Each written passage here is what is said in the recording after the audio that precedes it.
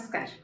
बऱ्याच लोकांना असं कन्फ्युजन असतं, की नेमकं कधी मला क्लिनिकल सायकॉलॉजिस्टला अप्रोच करायला पाहिजे आणि या कन्फ्युजनचा रिझल्ट मोस्टली असा असतो, की आपण ट्रीटमेंटमध्ये डिले करतो. तर आज मी तुमच्याबरोबर 7 असे वेगवेगळे सायन्स शेअर करणार आहे, जेणेकरून तुम्हाला हा डिसिजन घ्यायला खूप सोपी पडेल. तर साइन नंबर 1 आहे, की तुमच्या ॲपेटाईटमध्ये किंवा भूकमध्ये किंवा तुमच्या स्लीप पॅटर्नमध्ये changes अनुभवणं.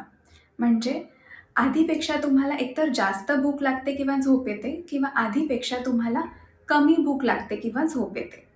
Sign number 2 self care म्हणजे स्वतःची स्वच्छता, हायजीन मेंटेन करणाऱ्या ज्या ॲक्टिव्हिटीज असतात, जसं की अंघोळ करणं, ब्रश करणं, केस विंचरणं, स्वच्छ कपडे घालणं, या सगळ्यांकडे तुमचं दुर्लक्ष होतंय.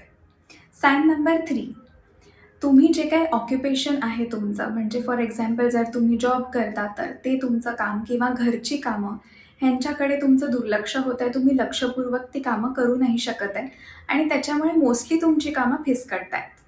साइन नंबर 4 तुम्हाला आधी जी ॲक्टिव्हिटीज खूप आवडायची आणि तुम्ही खूप मन लावून त्या ॲक्टिव्हिटीज करायचे. For example any hobby related activities जसं की पेंटिंग असू दे, सिंगिंग असू दे, डान्सिंग असू दे, म्युझिक ऐकणं असू दे, वगैरे, वगैरे.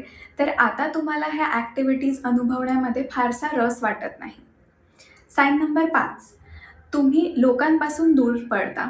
तुम्हाला फारसं त्यांच्यामध्ये वावरणं किंवा त्यांच्याशी कम्युनिकेट करण्यामध्ये रस वाटत नाही आहे. साइन नंबर 6 तुमच्या ज्या काही इमोशन्स तुम्ही दाखवता त्या खूप एक्स्ट्रीम फॉर्मॅटमध्ये असतात. म्हणजे जर का तुम्हाला छोट्या-छोट्या गोष्टींमुळे राग येतोय, तर तो एक्स्ट्रीम आहे किंवा जर का तुम्हाला अगदी रडूच येतं एखाद्या कुठल्या गोष्टींनी आणि हे खूप फ्रिक्वेंटली तुम्ही ऑब्झर्व्ह करत आहात, तर हे तुमचं साइन असू शकतं. नंबर 7 तुमच्या मनात खूप सारे विचार येतात लागोपाठ आणि त्यांना कंट्रोल करणं खूप मुश्किल होतं.